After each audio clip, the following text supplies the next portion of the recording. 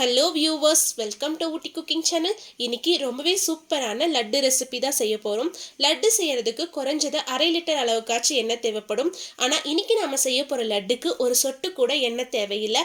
வெறும் 2 table spoon நெய்யும் 100 gram கடலைப்பருப்பு இருந்தாலே கடைகளில் சாப்பிட்ற அதே டேஸ்ட்டில் ரொம்பவே சாஃப்டான ஜூஸியான லட்டு ரொம்பவே சீக்கிரமாக ரெடி பண்ணிடலாம். வாங்க எப்படி செய்யறதுன்னு பார்க்கலாம். 100 கிராம் அளவுக்கு கடலைப்பருப்பு எடுத்திருக்கேன். கடலைப்பருப்பில் 3லேருந்து 4 தடவை தண்ணி ஊற்றி நல்லா அலசி எடுத்துட்டு 3 மணி நேரம் தண்ணியில் நல்லா ஊற வச்சு எடுத்துக்கலாம். நான் சரியா 3 மணி நேரம் ஊற வச்சு எடுத்திருக்கேன். கடலைப்பருப்பு இந்த அளவுக்கு நல்லா ஊறி வந்திருக்கு. அதிக நேரம் ஊற வைக்க வேண்டாம். அதே மாதிரி கடலைப்பருப்பை நல்லா கழுவி ஊற வச்சிங்கன்னா தான் கடலைப்பருப்போட அந்த பச்சை வாடை நமக்கு தெரியாது. அதனால் கடலைப்பருப்பை நல்லா கழுவிட்டு அப்புறமா ஊற வைங்க. கடலைப்பருப்பில் இருக்க தண்ணியெல்லாம் வடிகட்டிட்டு அதை ஒரு மிக்சி ஜாருக்கு மாற்றிக்கலாம். கடலைப்பருப்பை அரைச்சி எடுத்துட்டு வந்துடலாம். ஒரு சொட்டு கூட தண்ணி சேர்க்காம அரைச்சிக்கோங்க. அதே மாதிரி ரொம்ப நைஸாக அரைப்பற்றக்கூடாது. கொஞ்சம் ரவை ரவையாக தான் இருக்கணும். மிக்சியில் லைட்டாக பல்ஸ் கொடுத்து எடுத்தீங்கனாலே சீக்கிரமாக அரைப்பட்டு வந்துடும். ரொம்ப நைஸாக அரைச்சி எடுக்காமல் இந்த மாதிரி நிறைய அரைச்சி எடுத்துக்கோங்க. நான் தண்ணி எதுவுமே சேர்க்கல, அதனால தான் இந்த அளவுக்கு திக்காக அரைப்பட்டு வந்திருக்கு. கடாய் சூடானதும் இதில் 2 டேபிள் ஸ்பூன் அளவுக்கு நெய் சேர்த்துக்கோங்க. நெய்க்கு பதிலாக எண்ணெய் வேணாலும் சேர்த்துக்கலாம். இந்த லட்டுக்கு நம்ம வெறும் 2 டேபிள் ஸ்பூன் அளவுக்கு தான் நெய் சேர்க்க போகிறோம். அதனால் ஆயில் சேர்க்கறதை விட நெய் சேர்த்து செஞ்சிங்கன்னா இன்னும் நல்லா ஃப்ளேவராக இருக்கும். நெய் சூடானதும் இதில் 10லேருந்து 15 முந்திரி பருப்பு சேர்த்துக்கோங்க. முந்திரி பருப்பு பொன்னிறம் ஆகிற வரைக்கும் நெய்யில் நல்லா வதக்கி எடுத்துடலாம். முந்திரி பருப்பு நல்லா பொன்னிறமாக வதங்கி வந்துருச்சு. இதை வேற ஒரு பிளேட்க்கு மாற்றி எடுத்து வச்சிடலாம். மீதம் இருக்க அதே நெய்யிலேயே நாம் அரைச்சி வச்சிருந்த கடலைப்பருப்பை சேர்த்திக்கோங்க. கடலைப்பருப்பு சேர்த்துனோடனே அடுப்பை லோ ஃப்ளேமில் வச்சுருங்க. இந்த கடலைப்பருப்பு நெய்யிலேயே நல்லா வறுபட்டு வரணும்.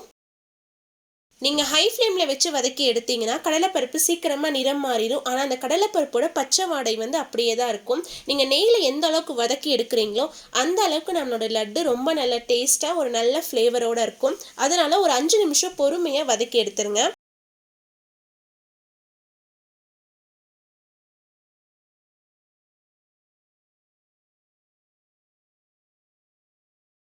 சரியா 2 நிமிஷம் ஆயிருக்கு. கடலைப்பருப்பு ஓரளவுக்கு லைட்டாக வதங்கி வந்திருக்கு. நம்ம முதல்ல சேர்க்கும் போது கடலைப்பருப்பு அப்படியே கெட்டியாக இருந்துச்சு. இப்போ கொஞ்சம் உதிரியாக இருக்கு. இன்னும் கடலைப்பருப்பு நல்லா வதங்கி பூந்தி லட்டுக்கெல்லாம் நம்ம எப்படி பூந்தி பொரிச்சா பொடி பொடியாக இருக்குமோ அந்த அளவுக்கு நல்லா பொடி பொடியாக ஆகிற மாதிரி வதங்கி வரணும். இதில் இருக்க சின்ன சின்ன கட்டிகள் எல்லாத்தையுமே கரண்டி வச்சு உடச்சி விட்டுட்டு நல்லா வதக்கி விட்டுருங்க.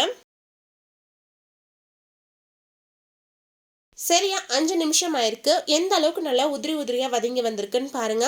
இன்னும் அங்கங்கே சின்ன சின்ன கட்டிகள் இருக்கு. அதெல்லாம் நல்லா உதிரி ஆகிற வரைக்கும் இன்னும் ஒரு 2 நிமிஷம் வதக்கி எடுத்துடலாம். இந்த லட்டு செய்யறதுக்கு முக்கியமான டிப் என்னன்னா, கண்டிப்பா அடுப்பை ஹை ஃப்ளேம்ல வைக்கவே கூடாது. அடுப்பை மிதமான சூட்லேயே வச்சு தான் கடலைப்பருப்பை வதக்கி எடுக்கணும்.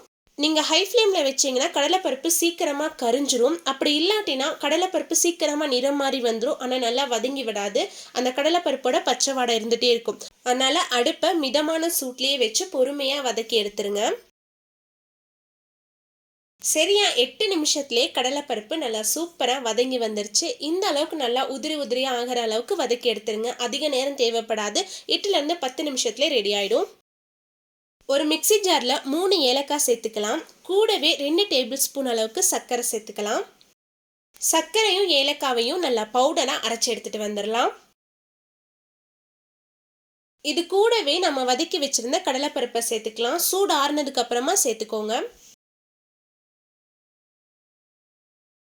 இதை மிக்சியில் சேர்த்து லைட்டாக அரைச்சி எடுத்துகிட்டு வந்துடலாம். ரொம்ப அரைச்சிடக்கூடாது. லைட்டாக பல்ஸ் மட்டும் கொடுத்து எடுத்துக்கோங்க. அப்போ எல்லாமே ஒரே மாதிரி அரைப்பட்டு வந்துடும். ரொம்ப நைஸாக அரைஞ்சு வந்துடக்கூடாது. நான் லைட்டாக பல்ஸ் கொடுத்து அரைச்சி எடுத்துகிட்டு வந்துட்டேன். நம்ம ஏலக்காயை சர்க்கரை பாகில் போடுறத விட இந்த மாதிரி பூந்தி கூடையே சேர்த்து லைட்டாக அரைச்சி சேர்க்கும் போது இன்னும் நல்லா ஃப்ளேவரோட நல்லா டேஸ்ட்டாக இருக்கும். சுகர் சிரப் பண்ணுறதுக்கு 1 கப் அளவுக்கு சர்க்கரை எடுத்திருக்கேன். நீங்கள் எந்த அளவுக்கு கடலைப்பருப்பு எடுக்கிறீங்களோ அதே அளவுக்கு தான் சர்க்கரையும் எடுக்கணும். 1 கப் கடலைப்பருப்பு எடுத்தீங்கன்னா 1 கப் அளவுக்கு சர்க்கரை எடுத்துக்கோங்க, சரியா இருக்கும். கூடவே 1/2 கப் அளவுக்கு தண்ணி சேர்த்துட்டு நல்லா கலந்து விட்டுருங்க. சர்க்கரை கரைஞ்சி வர வரைக்கும் அடுப்பு ஹை ஃப்ளேம்லேயே இருக்கட்டும். சர்க்கரை எல்லாம் நல்லா கரைஞ்சி தண்ணி இந்த அளவு கொதிச்சு வந்ததுக்கு அப்புறமா அப்பப்போ கலந்து விட்டுட்டு பாகுப்பதம் செக் பண்ணி பார்த்துக்கோங்க. சர்க்கரை பாகு ஒரு சிறு கம்பி பதம் வர வரைக்கும் நல்லா கொதிச்சு வரணும். உங்களுக்கு பாகு பதம் தெரியல அப்படின்னா அடுப்பை ஹை ஃப்ளேமில் வச்சு ஒரு 5 நிமிஷம் கொதிக்க வச்சுட்டு அடுப்பை ஆஃப் பண்ணிடுங்க. நாம சர்க்கரை பாகை கையில் எடுத்து பார்த்தோம்னா ஒரு சின்ன கம்பி மாதிரி ஃபார்ம் ஆகி அது உடஞ்சி வரணும். அதுதான் ஒரு சிறு கம்பி பதம். ரொம்ப கெட்டியாயிடக்கூடாது. இந்த ஸ்டேஜில் அடுப்பை லோ ஃப்ளேமில் வச்சுட்டு நம்ம வதக்கி அரைச்சி எடுத்து வச்சிருந்த கடலைப்பருப்பை சேர்த்துக்கோங்க. சேர்த்துட்டு நல்லா கலந்து விட்டுருங்க. சர்க்கரை பாகோட நம்ம அரைச்சி எடுத்த கடலைப்பருப்பை நல்லா கலந்து விட்டுருங்க. கொஞ்சம் கெட்டியாகி வர வரைக்கும் அடுப்பை மீடியம் ஃப்ளேமில் வச்சு நல்லா கலந்து விட்டுருங்க. ஒரு 2 நிமிஷத்துலேயே கெட்டியாகி வந்துடும். இப்போ இதில் நம்ம நெய்யில் பொரிச்சு வச்சுருந்தா முந்திரி பருப்பு சேர்த்துக்கலாம். நீங்கள் முந்திரி பருப்பு கூடயே காஞ்ச திராட்சை, பாதாம், பிஸ்தா இந்த மாதிரி உங்களுக்கு எந்த ட்ரை ஃப்ரூட்ஸ் பிடிக்குதோ அதெல்லாம் நெய்யில் பொரிச்சும் சேர்த்தும் கலந்து விடலாம். இன்னும் நல்லா டேஸ்ட்டாக இருக்கும். இந்த அளவுக்கு நல்லா கெட்டியாகி வந்ததுக்கு அப்புறமா அடுப்பு ஆஃப் பண்ணிடுங்க. இதுக்கு மேலே சூடு பண்ண வேண்டாம். இது கொஞ்சம் சூடு ஆறி வந்ததுக்கு அப்புறமா நம்ம லட்டு பிடிச்சிடலாம். ரொம்ப சூடு ஆறிடக்கூடாது. நம்ம கை வச்சா தாங்குற அளவுக்கு சூட்டில் இருக்கும் போதே நம்ம லட்டு பிடிச்சிடணும். வெது வெதுப்பான சூட்டில் இருக்கும் போதே லட்டு பிடிக்க ஆரம்பிச்சிடலாம். கையில் நெய் இல்லைன்னா ஆயில் தடவிட்டிங்கன்னா கையில் ஒட்டாது.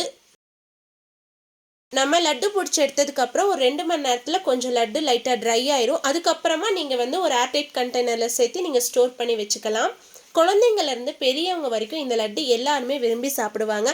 அந்த அளவுக்கு ஒரு நல்ல டேஸ்ட்டாக இருக்கும். லட்டு செய்யறதுக்கு குறைஞ்சது 1/2 லிட்டர் அளவுக்காச்சும் எண்ணெய் தேவைப்படும். அதுவும் நம்ம பூந்தி பொரிச்சு எடுக்கும் போது நம்ம சேர்த்துன எண்ணெயிலேருந்து கால்வாசி அளவுக்கு தான் மீதமும் இருக்கும். ஆனால் நாம் இன்னைக்கு வெறும் 2 டேபிள் ஸ்பூன் நெய்யில் ரொம்பவே சூப்பரான லட்டு ரெடி பண்ணியாச்சு. இந்த லட்டோட டேஸ்ட்டும் நம்ம கடைகளில் சாப்பிட்ற மோதிச்சூர் லட்டோட டேஸ்ட் மாதிரியே தான் இருக்கும். எந்த ஒரு டிஃப்ரென்ஸுமே தெரியாது. லட்டு பிடிச்சி வச்சு சரியா 3 மணி நேரம் ஆச்சு. பாருங்க எந்த அளவுக்கு நல்லா சாஃப்டா ஜூஸியா இருக்குன்னு. இதுக்கப்புறமா நாம இதை ஸ்டோர் பண்ணி வச்சிடலாம். ஏன்னா நம்ம பிடிச்சி வைக்கும் போது ரொம்ப சாஃப்டா இருக்கும். நம்ம ஒன்று மேலே ஒன்று வைக்கும் போது லட்டு சீக்கிரமா உடஞ்சிரும். அதனால ஒரு 3 மணி நேரம் கழிச்சு நீங்க ஸ்டோர் பண்ணி வச்சுக்கோங்க. அதிகமா செலவில்லாம ரொம்பவே ஈஸியா செய்யக்கூடிய சுவையான லட்டு ரெடி ஆயிடுச்சு. கண்டிப்பா நீங்களும் உங்க வீட்ல செஞ்சு பார்த்துட்டு எப்படி இருந்துச்சுன்னு கமெண்ட்ஸ்ல சொல்லுங்க. உங்களுக்கு இந்த வீடியோ பிடிச்சிருந்தா லைக் பண்ணுங்க, ஷேர் பண்ணுங்க. மறக்காம ஊட்டி குக்கிங் சேனலுக்கு சப்ஸ்கிரைப் பண்ணுங்க. மீண்டும் அடுத்த ஒரு ரெசிபியில் சந்திப்போம். பாய், see you soon.